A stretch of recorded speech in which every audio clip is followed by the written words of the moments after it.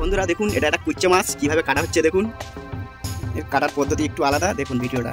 সর্বপ্রথম একটা দড়ি দিয়ে এখানে বাঁধা হচ্ছে, তারপরে দেখুন এটা কোথায় এটা ঝুলিয়ে দিতে, তারপরে যে কোনো একটা জায়গায় এইভাবে ঝুলিয়ে দিতে হবে। দেখুন কিভাবে কাটা হচ্ছে কুইচা মাছটা। আপনাদের এলাকায় কী নামে পরিচিত কমেন্টে জানাবেন। তারপরে দেখুন কীভাবে কাটা হচ্ছে, আপনাদেরকে দেখাই একটু কাজ দিয়ে। এইভাবে চিয়া মেরে নিতে হয় পুরো গোল রাউন্ডটা। দেখতে থাকুন, তাই জড়িয়ে নিচ্ছে।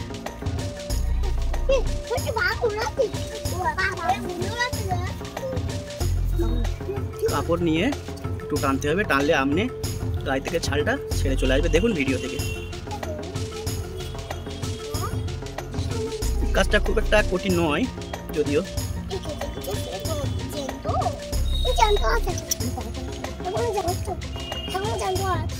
দেখুন কিভাবে এবার গায়ে থেকে পুরো নেমে আসছে ছালটা। খুব সহজে নেমে আসবে।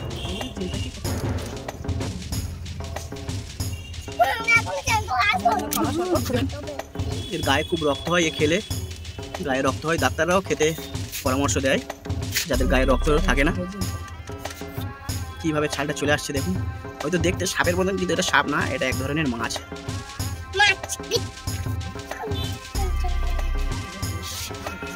পুরো মাংসের মতন দেখতে, স্বাদও নাকি শুনেছি মাংসের মতন, যদিও আমি খাইনি কোনোদিন আর খাবো না।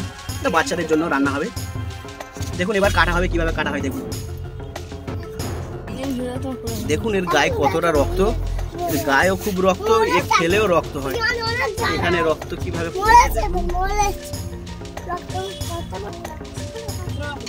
পেটের নাড়িভুড়িগুলো দেখুন, এইভাবে নাড়িভুড়িগুলো বের করে দিতে হবে, কারণ পেটের কলিজা আছে, দিল আছে, যা থাকার। এবার এগুলো বটি বটি করতে হবে। সম্পূর্ণ পরিষ্কার হয়ে যাওয়ার পর এবার এখন বটি করার সময় হয়ে গেছে। তা দেখুন বটি করা হচ্ছে। খুব বড় করার দরকার নেই, ছোট ছোট করলে ভালো হবে।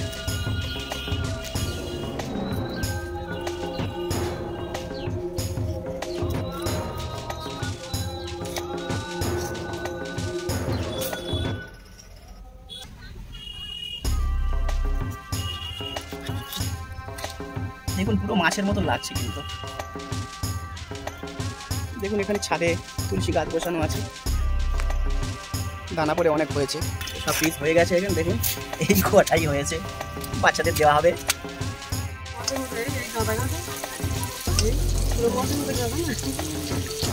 কুইচা মাছ রান্না হচ্ছে, ঠিক আছে দেখা যায়।